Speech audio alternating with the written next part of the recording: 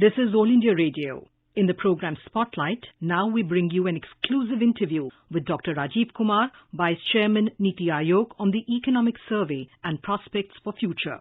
The interviewer is Santosh Tiwari, economic analyst. Economic survey has projected 9.2% growth for the current financial year and GDP growth rate of 8 to 8.5% in the next financial year, which is 2022-23.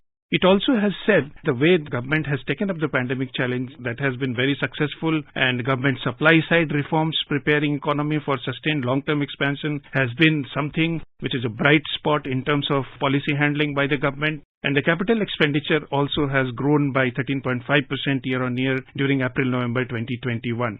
Foreign exchange reserves touch US $633 billion. That has been a bright spot again. And macroeconomic stability indicators suggest economy is well placed to take on challenges of 2022-23. There are massive growth in revenue receipts, which indicates for a bright future and higher growth possibilities for the next year. In social sector also, expenditure on social sector services as proportion of GDP has increased to 8.6% in 2021-22 as compared to 6.2% in 2014-15. With the revival of economy, employment indicators have bounced back to pre-pandemic levels during last quarter of 2020-21. Merchandise exports have also been very encouraging and imports rebounded strongly and have surpassed pre-COVID levels. The bank credit has also accelerated to 9.2% as on 31st of December 2021. And food inflation averaged at a low of 2.9% in 2021 April to December period. Effective supply side management has kept prices of most essential commodities under control. Economic survey has also pitched for larger privatization and disinvestment of public sector companies. Apart from that, it has also pitched for clean energy transition at a rapid pace. So these are all bright spots which have been brought out by the economic survey for 2021-22. The basic fact is that economic survey is putting India on a rapid growth path in the coming few years. We are now joined by Vice Chairman of NITI Aayog, Dr. RAJEEV Kumar, to discuss these features of the economic survey. Welcome to All India Radio, Dr. RAJEEV Kumar. To begin with, Dr. Kumar, economic survey has projected that for this financial year, the growth rate will be 9.2%, and for the next financial year, the growth rate has been projected to be 8 to 8.5%. From where we were 1 year back, this growth rate looks quite good, and it seems that the economy is now out of the challenges, not completely, but at least which would ease the policymakers and the government and people at large. Santoshji, you are absolutely right. We are out of the woods pretty much in terms of the economic performance, and our GDP growth rate of 9.2%, even if it comes in a little shade lower at 9, let's say, will be very good because it will imply that our GDP level is now higher than the pre-pandemic levels of 2019-20. So we have recovered the lost ground. And then going forward, economic survey points out that we will have 8.5% growth. Now this, I'm told, and I've confirmed, is lower than what the International Monetary Fund, the IMF, projects India's growth rate to be, and that they project it to be 9%. So the survey has been, let's say, a shade conservative in projecting our growth rate. So my own understanding would be that Indian economy in 2022-23 will grow between 8.5% to 9%. So I won't be surprised if there is an upside to this growth. But it's better to be conservative so that you're not disappointed. I go along with the economic survey.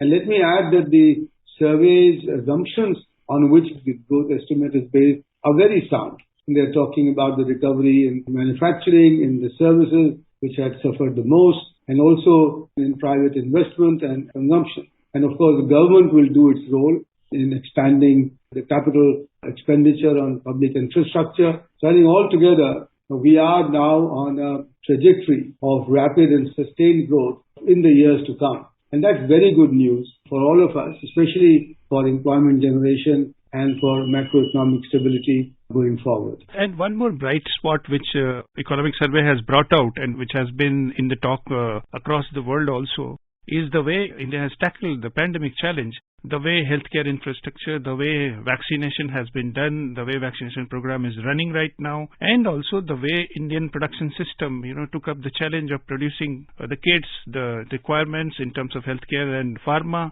All these things have set an example for the whole world in how to manage pandemics like these. And the government from its own side also has stepped up the expenditure in the financial year quite a lot. How do you see things in healthcare going from here? Because Economic Survey has mentioned that the response of Indian government in terms of, first of all, understanding what is required to be done and then bit by bit doing what was to be done rather than doing it at one go and then waiting for the results has succeeded in a big way. So from here, how do you see Economic Survey's prescription, and also how do you see as policymaker the health challenge tackling of Indian government going forward? You're absolutely right. The Indian response to the pandemic, the health response has been quite exemplary actually, and it served as an exemplar to a large number of countries, including the developed and advanced countries. We've done better than many advanced economies as well, having delivered 150 crore doses in this 1 year has been phenomenal. And as a result, 90% of our adult population now has got the first dose vaccination. 70% has been fully vaccinated. This is what is going to be really important going forward, because the consumer confidence will come back. The services sector, the trade and the hotels and restaurants will now begin to see greater economic activity finally, and that will drive the economic growth, growth upwards. But the more important thing also, I think you mentioned it yourself, is the supply response. 3 of our vaccines have been domestically produced. There are not many emerging economies in the world which have had this capability, and we've not only helped ourselves, but we've helped other countries too by exports of these vaccines. I think that's been the phenomenal achievement. I'm told that our COVID app, many countries are wanting to replicate that. As a result, I was very pleasantly surprised to get a message on my phone that now I'm eligible for the precautionary dose, because they have it all on record now. So I think our response has been quite incredible. But going forward, I think we've achieved a lot, but we can't rest on our laurels. We have to remain prepared for further challenges. Our health infrastructure overall needs to be further strengthened. The supply of health professionals who played an amazing role, amazing sacrifices, their supply needs to be strengthened. So therefore the government is opening up the medical colleges and nursing colleges across the country. And then Ayushman Bharat also, I think, will play a role here because of providing the health insurance for the less well-off. I think overall our health response has been quite remarkable, but complacency is the last thing that we can be thinking of, and we have to be prepared for the coming challenges. And another very encouraging response of the government for the industry and for the investor has been taking the whole challenge of COVID as some kind of opportunity to push reforms. On top of IBC, RERA, GST, these kind of reforms which had happened earlier, the government went ahead and during these challenging times came out with reforms like removing retrospective taxation, which would have given big boost to the sentiments of investors. Also, the production-linked schemes for different sectors, the way it has been brought in. And there are several others you can count on. So supply-side reforms have been going on even during these challenging times. So basically, the economy, it seems, and the government, it seems that is preparing for the good times ahead to capitalize on these reforms, continue with these reforms. So how do you see this thing now playing out in next 2-3 years? Well, I mean, what we have is that our policy approach has been based on the reforms. I mean, reforms that improve flexibility and encourage innovation in the system and deal with the uncertainty that are caused by COVID factor. Large number of reforms have been taken, deregulation of sectors like space and drones and geospatial mapping. And then you got, as you said yourself, the removal of the retrospective tax, the privatization and the asset monetization. And then the reforms also on the social sector to improve the lives of those at the bottom of the pyramid. The Swachh Bharat Abhiyan, the Jal Jeevan Abhiyan, the housing for the poor, both in rural and urban areas, insurance for the poor. And then the Atmanirbhar Bharat initiative, along with the production-linked incentives to encourage private investment in manufacturing sector. I think all of those are a whole lot of reforms that has created the growth momentum. And these will continue. And, wherever we see a bottleneck, wherever we see inefficiencies in the public sector or otherwise, these reforms will continue. This government is in the business of recognizing supply-side bottlenecks and responding to remove them. And that is what will continue in a major way going forward. So clean energy is also one area which has been mentioned by Economic Survey, and rightly so, post Glasgow conference and Prime Minister's announcement about how India wants to tackle the clean energy and the climate action part of it, and that has created a lot of good sentiments among the investors and also among the officials and also the whole ecosystem which is doing its bit for climate action. And India's transition from fossil fuel energy to clean energy has been quite rapid in the last 2 years, 1 or 2 years or so, and a number of policies have been coming. So how do you see new policies, new ways? And one more area where Indian government has announced that it will move rapidly is blending of ethanol to petrol.